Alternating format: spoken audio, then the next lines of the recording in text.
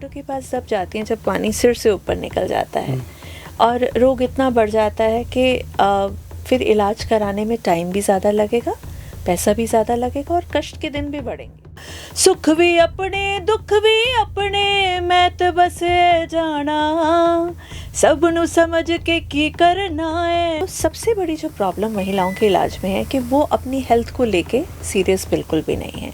पुरुषों में स्त्री हार्मोन्स की मात्रा, ईस्ट्रोजन की मात्रा बढ़ रही है, इसकी वजह से शुक्राणु भी कम हो रहे हैं और सेक्स के प्रति उनका रुझान भी कम हो रहा है। गायनेकोलॉजिस्ट होने के अलावा एक फाउंडेशन चला रही हूँ जिसका नाम है उजाला फाउंडेशन, और इस उजाला फाउंडेशन का काम ही उजाला फैलाना है। तो ओवर थिंकिंग का जो हमारा रहता है लूप जिसमें हम फंस जाते हैं, वो खासकर महिलाओं में बहुत ज़्यादा है। और सारा दिन बैठने से उनके अंदर पुरुष हार्मोन्स की मात्रा कम होकर स्त्री हार्मोन्स की मात्रा भी बढ़ रही है।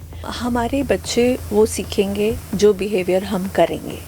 केवल शारीरिक तौर पर बीमार नहीं हैं, बहुत सारी मानसिक और भावनात्मक व्याधियाँ भी हैं जिससे औरतें जूझ रही होती हैं। हमारे रोहतक चैप्टर के इतिहास में अभी तक पुरुष ही प्रेसिडेंट रहे हैं, बट मैं ये कहूँगी कि मेरे सीनियर्स का मुझे बहुत सपोर्ट रहा, बाकी कोलीग्स का भी, और पहली बार एज फीमेल प्रेसिडेंट मेरा चुनाव हुआ। सशक्तिकरण महिलाओं का तब तक संभव नहीं जब तक पुरुष सशक्त ना हो। The Haryana Talks presents She Talks, a podcast series dedicated to women, brought to you by our proud sponsor LPS Bosard and co-sponsored by Pathania School and Shri Balaji Mishthan Bhandar. नमस्कार, मेरा नाम है OP Vashishtha. दी Haryana talks के she talks campaign में आज हमारे खास मेहमान हैं डॉक्टर आरती साहू। मैम IMA की डिस्ट्रिक्ट प्रेसिडेंट है, उजाला फाउंडेशन चलाती है, स्त्री रोग विशेषज्ञ हैं और एक्टिविस्ट भी हैं। तो आज हम मैम से महिला एजुकेशन, हेल्थ एजुकेशन और टीनेजर्स के मनोदशा को लेके बातचीत करेंगे। मैम, आपका हमारे स्टूडियो में स्वागत है। थैंक यू सो मच, धन्यवाद आपका बहुत बहुत। अच्छा मैम, ये बताइए कि जैसे जो IMA Indian medical association Rohtak की आप डिस्ट्रिक्ट के प्रेसिडेंट है, तो आप पहली महिला प्रेसिडेंट बने हैं। जी, ये बहुत बड़ा सौभाग्य है मेरे लिए कि हमारे रोहतक चैप्टर के इतिहास में अभी तक पुरुष ही प्रेसिडेंट रहे हैं, बट मैं ये कहूँगी कि मेरे सीनियर्स का मुझे बहुत सपोर्ट रहा, बाकी कोलीग्स का भी, और पहली बार एज फीमेल प्रेसिडेंट मेरा चुनाव हुआ, तो हमारे सबके लिए बहुत गर्व की बात है। तो मैम, कितना टाइम ये इंडियन मेडिकल एसोसिएशन बनी है और ये कितना लंबा अरसा है कि आप एक महिला प्रेसिडेंट है? लगभग रोहतक की जो हमारी डिस्ट्रिक्ट ब्रांच है लगभग 40 साल से एक्टिव है, और हमारा जो प्रेसिडेंसी का टेन्योर रहता है वो 1 साल का रहता है। तो जनवरी में मैंने एज प्रेसिडेंट ज्वाइन किया, ये टेन्योर मेरा दिसंबर तक चलेगा, तो इसका इतनी ही ड्यूरेशन रहती है। तो सही मायने में तो यही एक महिला सशक्तिकरण है। बिल्कुल बिल्कुल। और जब हम सशक्तिकरण की जैसे आप बात कर रहे हैं, सशक्तिकरण महिलाओं का तब तक संभव नहीं जब तक पुरुष सशक्त ना हो। तो मैं उनको भी कहूँगी जिन्होंने मुझे सपोर्ट दिया है, क्योंकि उनकी सपोर्ट के बिना कुछ भी आसान नहीं था। एक महिला को सशक्त होने के लिए बहुत सारे सशक्त पुरुषों की मदद की आवश्यकता पड़ती है। अच्छा मैम, आप गायनोकोलॉजिस्ट हैं, तो महिलाओं से जुड़ी क्या क्या समस्याएं हैं, उनके हेल्थ है और बहुत सारी जैसे दिक्कतें होती है एक महिला के लिए, तो आपके सामने ऐसी कौन कौन सी ज़्यादा दिक्कतें महिलाओं में होती है कि जो आपके सामने आई हो और आपने सोचा कि इनके लिए अवेयर करने की ज़रूरत है? जी वशिष्ठ जी, मैं पिछले लगभग 20 साल से अपना क्लिनिक चला रही हूँ, साहू वेलबींग क्लिनिक के नाम से। मेरा क्लिनिक डी पार्क के सामने स्थित है, और पिछले 20 साल में महिलाओं को जब मैं हेल्थ को लेके इलाज करती हूँ, जब वो अपनी गायनी रिलेटेड प्रॉब्लम्स के साथ मेरे पास आती हैं, तो मैंने ये जाना है कि केवल शारीरिक तौर पर बीमार नहीं हैं, बहुत सारी मानसिक और भावनात्मक व्याधियाँ भी हैं जिससे औरतें जूझ रही होती हैं। तो मेरी क्लिनिक में इनफर्टिलिटी मतलब बांझपन से पीड़ित महिलाएं आती हैं, या कुछ ऐसी महिलाएं हैं जिनको माहवारी संबंधित बहुत सारे रोग हैं। बट जब हम बात करते हैं तो जो सोशल प्रेशर्स हैं महिलाओं पे, उनको लेकर भी हमें उनकी बहुत सारी कुंठाएं या मुसीबतें होती हैं जिनके बारे में वो हमारे साथ बात करके जाती हैं। तो गायनेकोलॉजिस्ट को एक ओवरऑल पैकेज अपनी पेशेंट्स को देना पड़ता है, क्योंकि वो हर तरह से त्रस्त हमारे पास आती हैं। जी। मैम जैसे एक महिला है वो माँ नहीं बन पाती या माँ बनने में सक्षम नहीं है या कोई और उनको दिक्कत है, तो उनकी मनोदशा कैसी होती, क्योंकि वो तो आपके सामने अपनी हर बात शेयर करती होंगी। बिल्कुल बिल्कुल। देखिए हरियाणा में ख़ास तौर पे मैं बात कहूँगी, अभी भी जो हमारे गांव हैं उनमें बहुत ही छोटी उम्र में लड़कियों की शादी हो जाती है, और शादी होने के तुरंत बाद उन पर माँ बनने का प्रेशर बहुत ज़्यादा होता है। और अगर किसी कारण से वो माँ नहीं बन पाती हैं तो वो उसको अपना पर्सनल फेलियर समझती हैं कि मैं संतान को जन्म नहीं दे पा रही, और आसपास की महिलाओं का, घर की महिलाओं का बहुत ज़्यादा प्रेशर उनके ऊपर होता है। तो बड़ी छोटी सी बात है, एक पौधा अगर हम एक बाग से हटाकर दूसरी जगह लगा दें और एकदम उससे कहें कि ये फल भी दे, फूल भी दे, तो बड़ा मुश्किल है।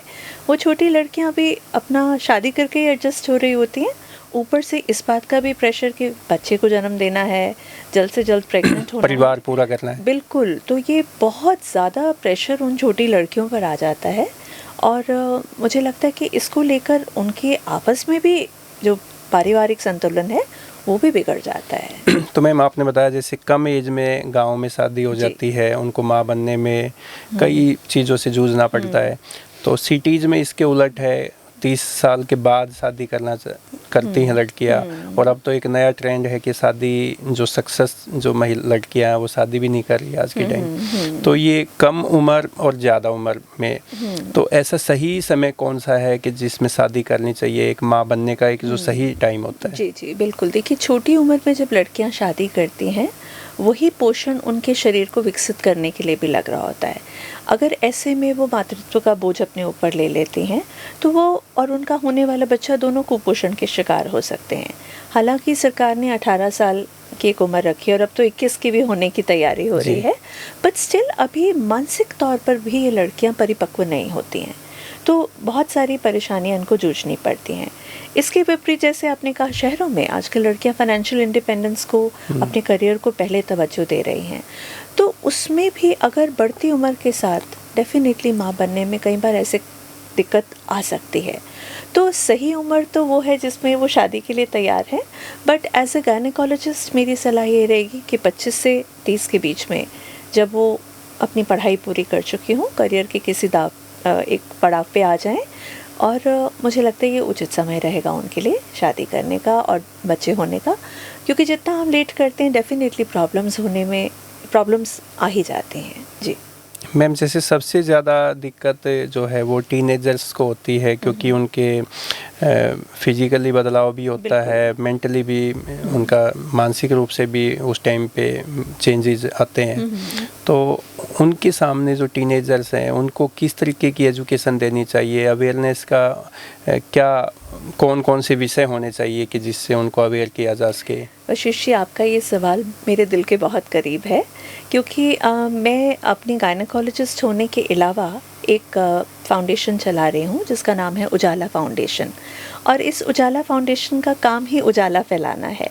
क्योंकि हमारे मन में जो अज्ञानता का अंधकार है, ख़ास तौर पे जो हमारी युवा पीढ़ी है जिसको सेक्स के बारे में नॉलेज देना ज़रूरी है पर खुलकर इन विषयों पर बात नहीं हो पाती, तो उनके अंदर जो भी चेंजेस हैं, शारीरिक बदलाव हैं या मानसिक बदलाव हैं, उसके बारे में उनको जानकारी देने का ही काम हमारी फाउंडेशन करती है। तो जो टीनेजर गर्ल्स हैं, बहुत बार उनको प्रॉब्लम्स होती हैं, जैसे मेंसेस में उनको प्रॉब्लम्स हो सकती हैं, माहवारी के समय बहुत ज़्यादा दर्द होने की प्रॉब्लम हो सकती है, जिसको घर में कहा जाता है नहीं सहन करो, इसके लिए क्या डॉक्टर के पास जाना। तो ऐसी प्रॉब्लम्स को लेकर बहुत बार ये लड़कियां इलाज से वंचित रह जाती हैं। तो हमारी फाउंडेशन के माध्यम से हम उनको इन सब चीज़ों के बारे में जानकारी भी देते हैं। तो मैम सब जगह फाउंडेशन तो नहीं पहुंच सकती, तो पेरेंट्स की क्या भूमिका होनी चाहिए अपने जैसे टीनेजर्स के लिए? जी बिल्कुल। देखिए, जहाँ पेरेंट्स का काम बच्चे को हर तरह से आने वाले एडल्ट जीवन के लिए तैयार करना है, और सेक्सुअल हेल्थ और रिप्रोडक्टिव हेल्थ के बारे में एजुकेट करना भी पेरेंट्स का दायित्व है। हमारे बहुत सारे भारतीय पेरेंट्स इन टॉपिक्स पर बात करने में सकुचाते हैं, और आप देखिए कि स्कूल्स में, कॉलेजेस में स्पेशलिस्ट को जनरली बुलाया जाता है। मैं खुद भी बहुत सारे स्कूल्स और कॉलेजेस में जाती हूँ, तो ऐसे में हमारे पास एक बहुत बड़ी पॉपुलेशन एक साथ हमें मिल जाती है स्कूल और कॉलेज के माध्यम से, जहाँ हम इनको एजुकेट कर सकते हैं। तो पेरेंट्स अगर खुद वो एजुकेशन दे सकें, सबसे अच्छी बात है, क्योंकि उससे क्या होगा कि परिवार का माहौल भी ओपन हो जाएगा, खुला हुआ हो जाएगा, जिसमें बच्चा आके अपनी हर एक बात कर सकता है। और यदि उनको लगता है कि किसी भी प्रकार से वो नॉलेज देने में असक्षम है, तो हमारे जैसे हेल्थ वर्कर्स की वो हेल्प ले सकते हैं, अच्छे साहित्य बच्चों को लाके दे सकते हैं। यूट्यूब पे भी बहुत अच्छे वीडियोस और आजकल ज्ञानवर्धक चीज़ें हैं जो वो स्क्रीन करके अपने बच्चों को दिखा सकते हैं। लेकिन मैम, पेरेंट्स तो दिखा सकते हैं यूट्यूब पे, सोशल मीडिया पे। अगर किसी बच्चा जैसे अब कोई नॉलेज या कोई जानकारी लेना चाहता है सोशल मीडिया से, तो वो कोई गलत साइट पे जाके मिसगाइड भी तो हो सकता है। बिल्कुल हो सकता है। फिर तभी मैं कह रही हूँ, पेरेंटल गाइडेंस में या टीचर्स की गाइडेंस में या हमारे जैसे मेंटर्स की गाइडेंस में जो काम होगा वो बहुत अच्छा रहेगा। नहीं तो बच्चों का इस समय क्यूरियोसिटी, कौतूहल इतना ज़्यादा होता है इस एज में, तो उनका जो नेचुरल और फर्स्ट सोर्स रहेगा पोर्नोग्राफी रहेगी। तो यदि हम ये बागडोर अपने हाथ में नहीं लेंगे तो वो फिर गलत तरीक़ों से और गलत जगह से इन्फॉर्मेशन कलेक्ट करने की कोशिश करेंगे। तो आपने बिल्कुल सही पॉइंट आउट किया, यहाँ पे पेरेंटल गाइडेंस और पेरेंटल कंट्रोल का बहुत बड़ा रोल है जी। तो मैम, जैसे जो बच्चे हैं खासकर जो 9th, 10th, 11th और 12th क्लास में पढ़ते हैं, वो टीनेजर में ही होते हैं खासकर, तो उनके सामने वो उनका स्वभाव चेंज हो जाता है, पेरेंट्स से बातचीत वो ढंग से नहीं कर पाते। तो ऐसी जब दिक्कत हो जाती है, आप भी एक बेटी की मदर है, तो आपके सामने भी इस तरीके के चैलेंज आए होंगे, तो ऐसे समय में कैसे संतुलन बनाया जा सकता है, उन बच्चों को अवेयर कैसे किया जा सकता है?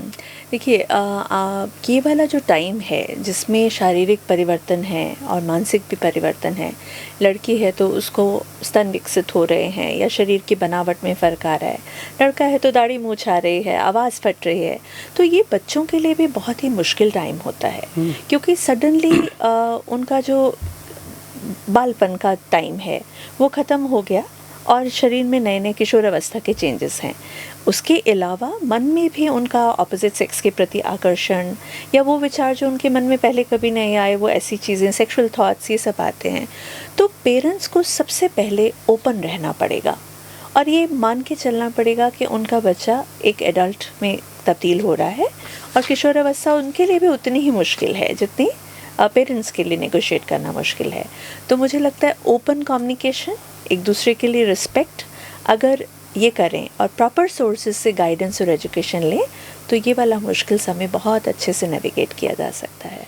तो आपका तो मैम काफ़ी अनुभव है, तो जो किशोर है उनमें आत्मविश्वास कैसे पैदा किया जाए और उनमें एक स्वच्छ जो संवाद होता है, इंटरेक्शन होता है पेरेंट्स के साथ या फ्रेंड्स के साथ या जो भी आप फाउंडेशन चलाते हैं आप लोगों से, तो वो कैसे विकसित किया जा सकता है? देखिए, हमारे बच्चे वो सीखेंगे जो बिहेवियर हम करेंगे। तो अगर हम ये चाहते हैं कि वो अच्छी कम्युनिकेशन सीखें, तो वो अनुसरण तो अपने पेरेंट्स का, अपने टीचर्स का करेंगे। तो सबसे पहले वो चीज़ें जो हम अपने बच्चों में डालना चाहते हैं हमें खुद विकसित करनी पड़ेंगी। छोटे छोटे लाइफ स्किल्स हैं, जैसे कि प्रॉपर कम्युनिकेशन, असर्टिवनेस, मतलब अपनी बात को बिना एग्रेसिव हुए रख पाना, बहुत छोटा सा स्किल है पर वो भी बहुत लोगों में नहीं है।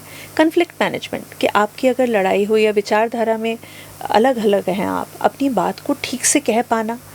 अब आप अपने ही घरों में देखेंगे तो माँ बाप का आपस में झगड़ा हो रहा है तो बच्चे फिर वही स्टाइल सीखेंगे। तो अगर हम चाहते हैं कि कोई चेंज हो तो सबसे पहले वो चेंज हमें अपने अंदर लाना पड़ेगा या गुरुओं को, अपने मेंटर्स को, टीचर्स को अपने अंदर लाना पड़ेगा। डेफिनेटली हम लोग जाके उनको सिखा सकते हैं, पर अधिकतर समय तो माँ बाप और टीचर्स ही साथ रहते हैं। तो चेंज लाने के लिए सबसे पहले पेरेंट्स को अपना रवैया और अपना बात करने का तरीका चेंज करना पड़ेगा। आप खुद देखेंगे घरों में, हमारे हरियाणा में तो पुरुष प्रधान समाज है, यहाँ पे अगर आर्ग्यूमेंट को ख़त्म करना है तो ऊंची आवाज़ में बात करा, गाली गलौज किया और ज़्यादा हुआ तो 2 लगा दिए। तो इस तरह का कम्युनिकेशन जब होगा, जिसको हम एग्रेसिव कम्युनिकेशन कहते हैं, तो ऐसे में लेडी बात नहीं रख पाएगी अपनी। अगर एक बच्चा घर में ये सब होता हुआ देख रहा है तो उसके लिए तो वही नॉर्मल है। तो अच्छी कम्युनिकेशन स्किल्स सिखाने के लिए शुरुआत हमें अपने घर से ही करनी पड़ेगी, और हो सकता है हमें अपने आप में भी परिवर्तन करना पड़े।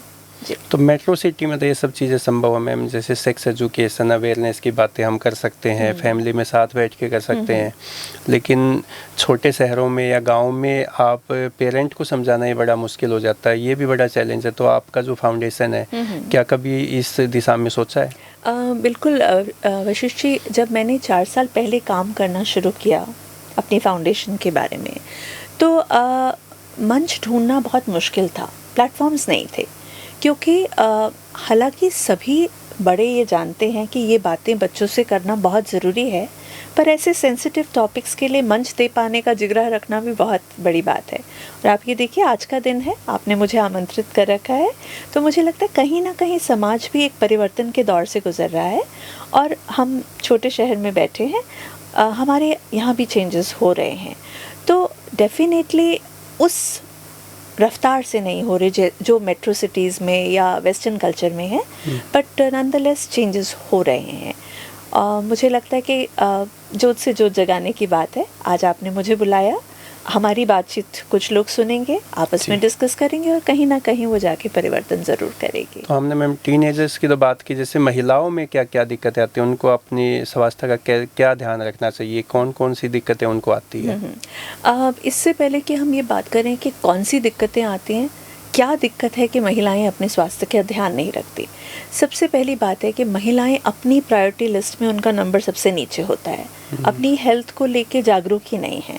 और मेरे पास महिलाएं ओपीडी में आती हैं, वशिष्ठ जी, मैं उनका HB चेक कराऊंगी, हीमोग्लोबिन खून कराऊंगी चेक, तो 7-8 ग्राम निकलेगा। तो मैं उनसे कहूँगी खून बहुत कम है आपका, तो कहेंगे ना जी, पहले तो 6 था, मतलब उसी में सेटिस्फाइड हैं। तो उनको ये कहना कि नहीं 6 से 7 या 8 हो गया तो उनको लगता है कि बहुत बढ़ गया पहले से, ये तो काफ़ी अच्छा है।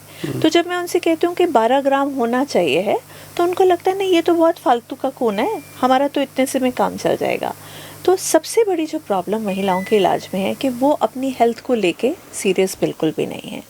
दूसरा, महिलाओं की प्रॉब्लम है कि वो डॉक्टर के पास जब जाती हैं, जब पानी सिर से ऊपर निकल जाता है और रोग इतना बढ़ जाता है कि फिर इलाज कराने में टाइम भी ज़्यादा लगेगा, पैसा भी ज़्यादा लगेगा, और कष्ट के दिन भी बढ़ेंगे। तो छोटी से छोटी प्रॉब्लम को लेके जल्दी अपना हेल्थ केयर वर्कर से मिलना, एक इस चीज़ में भी बहुत कमी रहती है। घर पे वो सारे घरेलू इलाज, इससे पूछ उससे पूछ, देसी इलाज, वो सब करके जब बिल्कुल एंड हो जाता है तो हमारे पास आती हैं। तो मेरी जो भी महिला व्यूअर्स अभी हमारा प्रोग्राम सुन रही हैं, देख रही हैं, उनसे ये रिक्वेस्ट है कि अपनी हेल्थ को प्रायोरिटाइज़ करें और तुरंत से इलाज कराएं, बजाय कि रोग को पहले बढ़ाएं। अब आपके सवाल का सेकंड पार्ट कि किन तकलीफ़ों के साथ अधिकतर वो हमारे पास आती हैं। बहुत सारी महिलाएं माहवारी संबंधित तकलीफ़ों के साथ आती हैं, बट वो भी जैसे मैंने पहले कहा तब आती हैं जब पानी सिर से ऊपर निकल जाता है, बहुत ज़्यादा ब्लड लॉस हो रहा हो, या मेंसेस में बहुत ज़्यादा अनियमितता हो, तब हमारे पास आती हैं। दूसरे कॉमन कॉजेज़ हैं इन्फेक्शंस, गुप्त रोगों के साथ भी कई बार आती हैं, जनांगों के जो इन्फेक्शंस हैं उसके साथ वो हमारे पास आती हैं। थर्ड, हार्मोनल इम्बैलेंस, आजकल PCOD यंग महिलाओं में बहुत ज़्यादा देखने को मिल रहा है, उसके साथ आती हैं। हमने पहले बात की, बांझपन के साथ आती हैं, इनफर्टिलिटी बहुत ज़्यादा राइज पे है, उसके साथ आती हैं। तो ये कॉमन कॉजेज़ हैं जिसके साथ पेशेंट हमारे पास OPD में आते हैं। और एक जो फूड डेफिशिएंसीज, न्यूट्रिशनल डेफिशिएंसीज हैं, अनीमिया के साथ जैसे मैंने बात की, बहुत सारी महिलाएं हमारे पास अनीमिया, विटामिन D की कमी, इन चीज़ों के साथ भी आती हैं। जी। तो मैम जैसे आपने कहा कि बांझपन की एक समस्या आती है, महिलाएं आपके पास आती है, तो बांझपन जो है वो उसकी दोषी केवल महिलाएं होती है, क्या पुरुष भी होता है? बिल्कुल, ये आपने बहुत ही अच्छा सवाल पूछा, क्योंकि बच्चे तो 2 जने मिलके बना रहे हैं। ये गर्भधारण की क्षमता कुदरत ने महिला को दी है, तो नेचुरल सी बात है कि बहुत सारी समस्याएं जो हैं वो औरत के साथ हो सकती हैं, पर पुरुष भी इक्वली रिस्पॉन्सिबल होते हैं। और इसमें तेरा या मेरा कारण वो वाली बात भी नहीं है, ये तो एक कपल एफर्ट है, टीम एफर्ट है बच्चा बनाना। बट पुरुषों में भी ज़रूर प्रॉब्लम्स हमें मिलते हैं। शुक्राणुओं की मात्रा का कम होना या उनके दौड़ने भागने की क्षमता का कम होना। आजकल जिमिंग बहुत कर रहे हैं लड़के, हार्मोन्स का सेवन कर रहे हैं, बहुत ज़्यादा फूड न्यूट्रिशनल सप्लीमेंट्स ले रहे हैं जो कि बॉडी में हार्मोन्स का संतुलन बिगाड़ देते हैं। तो ऐसे में भी हम बहुत ज़्यादा केसेस देख रहे हैं मेल्स में भी इनफर्टिलिटी के। अच्छा, एक और जो आजकल बड़ी रोचक बात है कि कॉरपोरेट सेक्टर में बहुत सारे आदमी हैं जी। और सारा दिन बैठने से उनके अंदर पुरुष हार्मोन्स की मात्रा कम होकर स्त्री हार्मोन्स की मात्रा भी बढ़ रही है। तो ऐसे लोगों का एक तो शुक्राणु कम हो जाते हैं, दूसरा सेक्स के प्रति भी रुझान कम है क्योंकि office related, job related tension बहुत ज़्यादा है इन लोगों को। साइकोलॉजिकल फैक्टर्स भी बहुत ज़्यादा हैं। जी मैम, जैसे हेल्दी लाइफस्टाइल के लिए जैसे फीमेल के लिए क्या प्रायोरिटी होनी चाहिए और मेल के लिए क्या होनी चाहिए? क्योंकि जब हेल्दी लाइफस्टाइल होगा तो उनका मानसिक और फिजिकली भी जो है वो भी हेल्दी रहेंगे। तो आप इसको कैसे मानते हैं, कैसी लाइफस्टाइल होनी चाहिए? वशिष्ठ जी, इससे पहले कि हम लाइफस्टाइल की बात करें, आपने हेल्थ शब्द का इस्तेमाल किया जो कि बहुत इम्पॉर्टेंट है। WHO जब बात करता है हेल्थ की तो वो कहता है कि health is a state of physical, mental, emotional, psychological, spiritual and sexual wellbeing. मतलब हेल्थ के केवल एक दो आयाम नहीं है, हेल्थ एक बहुत बहुआयामी डेफिनेशन है इसकी। तो अगर मैं इसको सिंप्लीफाई करूं जो कि सबके लिए आसान हो समझना और सबके लिए आसान हो फॉलो करना, तो अच्छी हेल्थ कैसे मेंटेन करें वो हमें 5वीं क्लास में सिखा दिया गया था। सुबह समय से उठें, बैलेंस डाइट लें। वो पौष्टिक डाइट की एक फ़ोटो बनाई होती थी जब आप और मैं हम फिफ्थ में पढ़ते थे। तो बैलेंस डाइट लें, व्यायाम करें जो कि आजकल लोग नहीं करते, समय पे सोएं, वो भी नहीं हो रहा क्योंकि इंस्टाग्राम, फेसबुक, सोशल मीडिया इतना स्क्रॉल करने के लिए। तो बहुत आसान है हेल्दी रहना, पर वो डिसिप्लिन ला पाना कि भाई हम समय पे उठ रहे हैं, समय पे सो रहे हैं, व्यायाम कर रहे हैं और अच्छा खा रहे हैं, वो बहुत मुश्किल है। अभी मैंने आप ही का बहुत ही ब्यूटीफुल एपिसोड देखा था डॉक्टर खोसला के साथ, जिसमें उन्होंने कुपोषण की बात की थी जी। तो पहले वाला जो कुपोषण होता था वो खाद्य पदार्थों की कमी की वजह से होता था। आजकल का जो कुपोषण है वो गलत खाद्य पदार्थ अधिक मात्रा में खाने की वजह से हो रहा है। तो हेल्दी लाइफस्टाइल में अगर मैं 4 पिलर्स हेल्थ के बोलूं तो पहला पिलर है गुड डाइट, सेकंड पिलर है एक्सरसाइज, थर्ड पिलर है हाइजीन और फोर्थ पिलर है ऑप्टिमम रेस्ट, स्लीप। जो भी चारों ही पिलर्स मजबूत होंगे तभी हेल्थ की इमारत इस पे खड़ी रह सकती है। इनमें से एक भी पाया ढीला हुआ तो आप हेल्दी नहीं रह सकते। तो ये रहेगा जी। तो मेंटल हेल्थ के लिए मैम क्या हमें ध्यान रखना चाहिए, किन चीज़ों का? जी, मेंटल हेल्थ के लिए मुझे लगता है इंडिया में जितना मेंटल हेल्थ पे काम हुआ है ना, वो वेस्टर्न सोसाइटी में नहीं हुआ। क्योंकि मेडिटेशन के बारे में बात करना, माइंडफुलनेस के बारे में बात करना, ये सारी चीज़ें ईस्ट ने वेस्ट को दी हैं। और ये चीज़ें करने के लिए वेस्ट के लोग इंडिया में आते हैं कि शांति के लिए, मेडिटेशन के लिए, माइंडफुलनेस के लिए। तो डेफिनेटली रिलैक्सेशन टेक्निक्स जैसे कि मेडिटेशन, माइंडफुलनेस हमें फॉलो करना चाहिए। तो बहुत ज़रूरी है मेंटल हेल्थ के लिए। वुमेन में ख़ास तौर पे ओवर थिंकिंग की बहुत प्रॉब्लम रहती है। इसने ऐसा कह दिया, वो बात मन को लगा ली, तो वो बहुत ज़्यादा रहता है। तो मेरे पास पेशेंट्स आते हैं तो मैं उनसे बात भी कहती हूँ कि क्यों आप परेशान हैं? भाई मेरी सास ने मुझे ऐसा कह दिया या पड़ोस की लेडी ने मुझे ऐसा कह दिया। तो मैं उनसे ये कहती हूँ दिल पे ज़्यादा लेते हैं। दिल पे ज़्यादा भावनात्मक होती हैं। तो मैं उनसे ये कहती हूँ कि उन्होंने तुम्हें ये बात एक बार कही, तुमने वही बात खुद को 1000 बार कही, तो किसने ज़्यादा अपना नुकसान किया? तो ओवर थिंकिंग का जो हमारा रहता है लूप जिसमें हम फंस जाते हैं, वो खासकर महिलाओं में बहुत ज़्यादा है। तो अगर हम थोड़ा सा मेडिटेटिव एक्सरसाइजेस करें, रिलैक्सेशन एक्सरसाइजेस करें तो मेंटल हेल्थ ऑप्टिमम रह सकती है। इसके अलावा जो एक और बड़ी प्रॉब्लम आजकल के यूथ में हम देख रहे हैं, क्योंकि वो तनाव को झेलने में सक्षम नहीं है, तो नशे की और जो बहुत ज़्यादा यंग बच्चों का रुझान हो रहा है, ड्रग्स लेने लगे हैं, ड्रिंकिंग।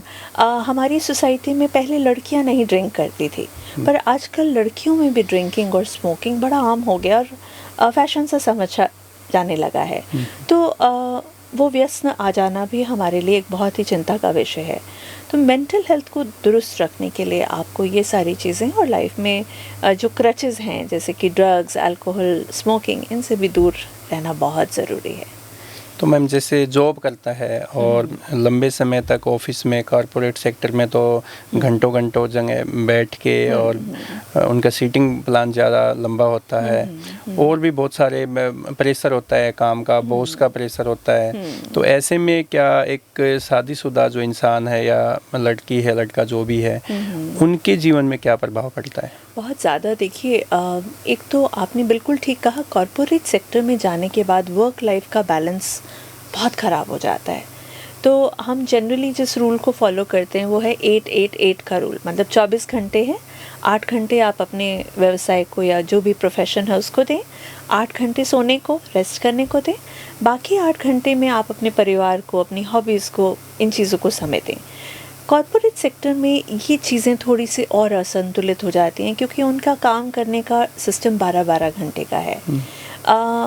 कई बार किसी भी कारण से, अधिकतर मनी रिलेटेड इश्यूज से, आप इसमें से बच नहीं पाते या आप किसी बहुत ऐसी पोजीशन पे बैठे हैं जहाँ टाइम देना ज़रूरी ही है। तो उसमें हम छोटी छोटी चीज़ें कर सकते हैं जिससे हम अपनी बॉडी को हेल्दी बना सकते हैं। 40 मिनट स्क्रीन के पास सामने बैठने के बाद कोशिश करें कि 10-1 मिनट आप आसपास जाके घूमें ज़रूर, जिससे आपकी बॉडी में सर्कुलेशन अच्छा रहे। अपनी आंखों के सामने स्क्रीन पे ना गड़ा के रखें, कुछ ग्रीन प्लांट्स अपने टेबल पे रखें, तो वो भी आपकी आइज़ के लिए बहुत सूदिंग रहेगा, वो आप कर सकते हैं। लंच आवर में आप कोई जिम वगैरह अगर नज़दीक में है, आजकल कॉर्पोरेट में ये फैसिलिटीज़ बहुत हैं कि इन हाउस जिम्स मिल जाते हैं या प्लेइंग के लिए होता है, तो उस फैसिलिटी का ज़रूर इस्तेमाल करें क्योंकि शाम तक जब तक आप घर पहुँचेंगे आप बिल्कुल थक कर ख़त्म हो जाते हैं, तो वो है। अच्छा, एक ये स्विगी और ज़ोमैटो के आने से जहाँ प्री पैकेज फूड हमें मिल रहा है, वहाँ पे ईटिंग हैबिट्स भी हमारी बहुत ख़राब हो गई हैं। तो फूड चॉइसेस, ख़ास तौर पे जो लोग सारा दिन बैठे रहते हैं, उनको अपनी फूड चॉइसेस भी बहुत सोच समझ कर बनानी चाहिए ताकि वो हेल्दी रह सकें।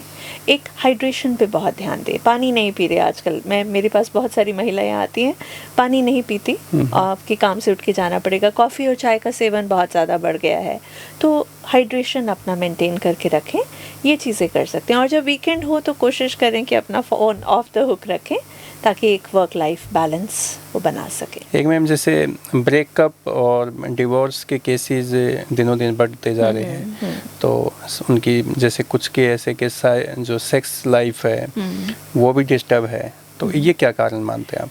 देखिए, 12 घंटे जो काम करेगा उसके बाद आके sex is the last thing they will think about, क्योंकि काम करने के बाद आने के बाद घर का हाउस होल्ड के जॉब्स भी होते हैं।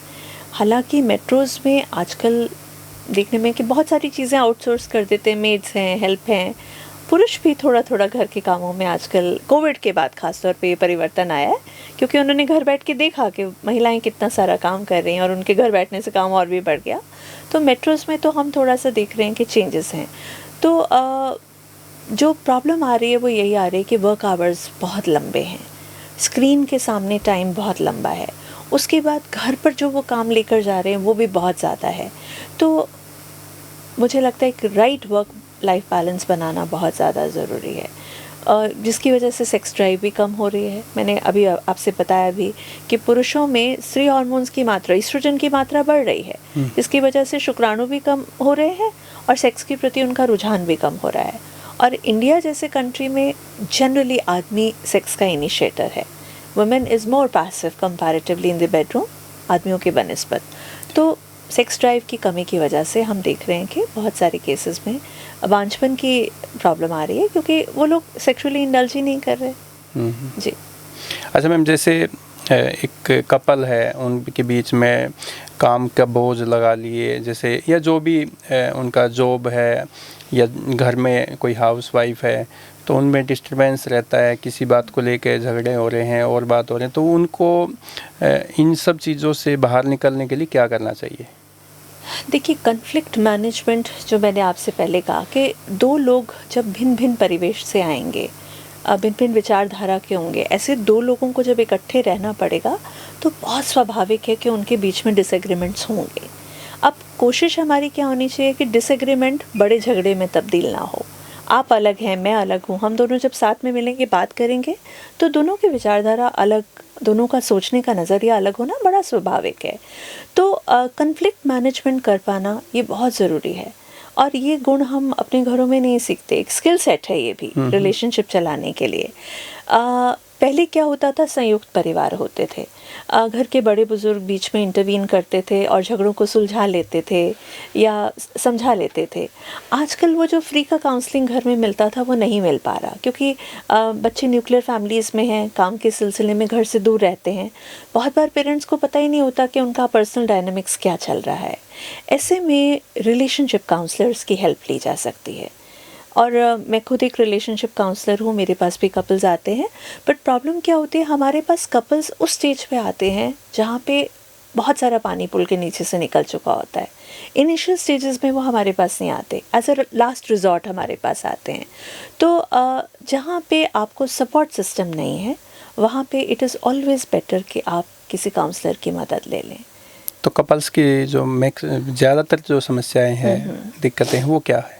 सबसे ज़्यादा समस्या है कि फाइनेंस, पहला, किसको कितना सेक्स चाहिए शादी में, नंबर 2, तुम्हारे रिश्तेदार मेरे रिश्तेदार, नंबर 3, बहुत बड़ी समस्या है इंडिया में तो। और ये बेसिक 3 हैं। उसके अलावा आजकल क्योंकि लड़कियां भी वर्किंग हैं, लड़के भी वर्किंग हैं, एक बड़ी मज़ेदार सी मैं आपके साथ बात शेयर करती हूँ। हमारे पास ना इस समय 3 जनरेशन्स चल रही हैं। पहली जनरेशन का लड़का वो है जिसने अपनी मदर को वर्क करते देखा है, उसकी फैमिली में 1-2 जनरेशन से वुमेन आर वर्किंग, राइट। तो उसको घर के काम करने की आदत है, उसको ये पता है कि भाई मम्मी घर में नहीं आई तो रोटी कैसे सेकनी है, माइक्रोवेव कैसे चलाना है, कपड़े कैसे धोने, he can manage. Second generation का जो लड़का है, उसकी मदर हाउसवाइफ थी, उसने कभी काम ही नहीं किया, वो शुरू से राजा बाबू था। तो अभी भी उसकी एक्सपेक्टेशन ये है कि वाइफ आएगी और जैसे उसकी माँ उसको पाल पोस रही थी वो उसको पालेगी पोसेगी। तो यदि तो उसकी वाइफ हाउसवाइफ है तो वो सेम राजसी ट्रीटमेंट एक्सपेक्ट कर सकता है। बट अगर ये सेकंड जनरेशन का आदमी वर्किंग वुमन लेकर आया तो इसके पास वो स्किल्स ही नहीं है कि वो उसके साथ अडेप्ट कर सके, क्योंकि वो चाहेगा कि तनख्वाह तो ये वर्किंग वुमन की लाए और परांठे माँ के जैसे गोल बनाए। तो ये एक बहुत बड़ी समस्या है। और घर के काम में पुरुष भी थक कर आ रहा है, महिला भी थक कर आ रही है, उससे फिर भी एक एक्सपेक्टेशन है कि वो घर में आकर काम करे। और वो कहता है कि मैं थक कर आया हूँ, वो तो दोस्तों से मिलेगा या बाहर के काम संभालेगा या टीवी के सामने पसरेगा, जो भी है। तो जो चौथा मेजर कारण है वो है कि घर के अंदर जो वर्क का डिस्ट्रीब्यूशन है वो प्रॉपर नहीं है। जी। अच्छा मैम, अब थोड़ा सा आपके बारे में बात करना चाहेंगे जी। आप कहाँ से हैं और आपकी पढ़ाई कहाँ पे हुई, और शादी है वो इंटरकास्ट हुई है, लव मैरिज है, अरेंज मैरिज है? अगर मेरी बड़ी मज़ेदार लाइफ जर्नी है। मेरा जन्म बगदाद इराक़ में हुआ था। मेरे फादर उस समय डिप्यूटेड थे वहाँ पर, तो मैं हंसती हूँ कि मैं एक इम्पोर्टेड बच्चा हूँ, इम्पोर्ट करके लाई हूँ इंडिया में। उसके बाद मेरी स्कूलिंग कुछ साल दिल्ली में हुई, फिर मैं पंजाब लुधियाना में पढ़ी हूँ कुछ साल के लिए। उसके बाद मेरा स्कूलिंग फरीदाबाद से, और फाइनली जब मेरा MBBS में सिलेक्शन हुआ तो वो रोहतक में हुआ, और मेडिकल कॉलेज PGI रोहतक में। और मैं रोहतक की स्नातक होने के बाद फिर मैंने अपनी पोस्ट ग्रेजुएशन भी रोहतक से ही की, और ऐसी रोहतक में आई कि यहाँ से अब निकलने का नाम ही नहीं। और बहुत ही खूबसूरत सिटी भी है ये। मेरी एक लव मैरिज है। मेरे हस्बैंड यहीं पे मेरे सीनियर थे मेरे कॉलेज में, और अनफॉर्चुनेटली उनका 3 साल पहले देहांत हो गया। बाकी अब इस सिटी ने मुझे अपना लिया है और मैंने सिटी को अपना लिया है। तो बच्चे कितने हैं मैम? मेरे पास एक बिटिया है जी, और 23 साल की है मेरी बिटिया, और वो पढ़ाई कर रही है अपना और साथ में जॉब भी कर रही है। तो आप तो फिर अब रोहतक के ही होके रह गए? मैं तो रोहतक की होके रह गई। तो अब उजाला जो फाउंडेशन है उसका अब आगे का जो लक्ष्य है वो क्या है? देखिए, उजाला ना सिर्फ लोगों की लाइफ में उजाला फैलाने के लिए है, वो मेरी लाइफ में भी उजाला फैलाने के लिए है। क्योंकि हस्बैंड की डेथ के बाद, बिटिया के घर के जाने के बाद, और ये मेरे साथ ही नहीं, बहुत सारी महिलाओं के साथ ये पड़ाव लाइफ में आता है कि बच्चे जब घर से चले जाते हैं तो उनको लगता है कि अपनी लाइफ को नया मीनिंग कैसे दें। तो उजाला वहीं से उपजा है कि मुझे मेरी लाइफ को एक मीनिंगफुल लाइफ बनाना है, और इससे ज़्यादा मीनिंगफुल क्या होगा कि मैंने जिस सब्जेक्ट में इतनी पढ़ाई की, मैं उसी को लेकर समाज को वापस देने का समय आ गया है। तो उजाला फाउंडेशन का फर्दर, जैसे आपने बात कही कि अभी हमारा पेनिट्रेशन गांव तक नहीं है, अभी हमारा पेनिट्रेशन हर स्कूल कॉलेज तक नहीं है। तो आप जैसे जागरूक लोग जो हैं, जो सशक्त लोग हैं, उनके माध्यम से मुझे लगता है कि फ्यूचर में जैसे धीरे धीरे हमारे को रास्ते और मिलेंगे, मंच और मिलेंगे, और हम अपना मैसेज जो सेक्सुअल हेल्थ अवेयरनेस का है, सेक्स एजुकेशन का है, वो बिल्कुल ग्रास रूट तक पहुंचा सकेंगे। आपको मैम सोशल मीडिया पे आपके जो पेज है फेसबुक पे जी, उस पे आपको गाते हुए भी हमने सुना है, तो क्या आप सिंगर है या वैसे ही शौकिया नहीं, मैं तौर पे? शौकिया गाती हूँ आशीष जी, और ईश्वर की कृपा है कि एक अच्छी आवाज़ उन्होंने मुझे दी है। I am not a trained artist, पर मुझे गाने का शौक़ है। तो आजकल सोशल मीडिया के ज़माने में मुझे लगता है ये बहुत बड़ी बात है कि आपको दर्शक खुद ब खुद मिल जाते हैं। जी, तो आप कोई आपका फेवरेट गाना जो हमारे दर्शकों को भी थोड़ा सा ऐसे तो बहुत सारे गाने हैं और इसके लिए तो आपने मुझे प्रिपेयर ही नहीं किया था कि आप मुझसे गाना भी सुनेंगे। तो पॉडकास्ट में तो हम कुछ भी पूछ सकते हैं ना मैम। ठीक है जी। मैं एक बड़ा सुंदर पंजाबी गाना है, उसकी 2 पंक्तियां गाऊंगी। पीड़ा नू मैं सीने लावा ते मैं हसदी जावा, पीड़ा नू मैं सीने लावा ते मैं हसदी जावा, धुप्पां दे नाल लड़ लड़ के मैं लभियां अपनियां छावां, सुख भी अपने दुख भी अपने मैं ते बसे जाना, सब नू समझ के की करना है दिल नू ऐ समझावां, तू झूम झूम झूम झूम, तू झूम झूम झूम झूम। तो मैम वास्तव में आपकी तो काफ़ी ऐसा लग रहा है कि हम एक सिंगर के साथ बैठे हैं। ईश्वर की अनुकंपा, और मैं यही सोचती हूँ कि हम सब मिलके झूमें, मैं अकेली क्यों झूमूं। जी। तो दोस्तों आज हमारे साथ doctor Aarti Sahu she talks campaign में हमारे स्टूडियो में है, और हमने बहुत ही इम्पोर्टेंट बिंदुओं पे बातचीत की, और मैडम ने भी खुलकर हमारे हर सवाल का जवाब दिया। और मैं उम्मीद करता हूँ कि आप लोगों को हमारा ये पॉडकास्ट में जो मैडम ने जो जानकारी दी है वो आपके लिए भी काफ़ी इम्पोर्टेंट होने वाली है। मैडम आपका बहुत बहुत धन्यवाद। आपका भी बहुत बहुत धन्यवाद। Thank you so much.